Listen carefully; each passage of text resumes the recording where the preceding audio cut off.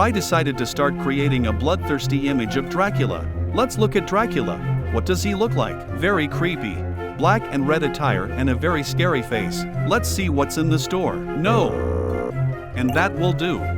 Rye began to open the package in order to try this costume on a cat.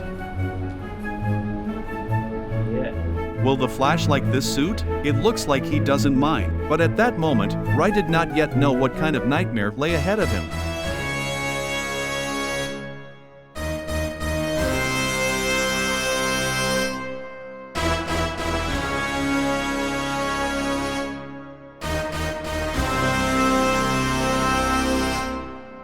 It's time to play with the rope a little.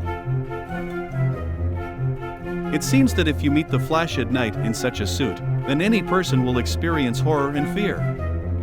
Thanks for watching. Subscribe to the channel.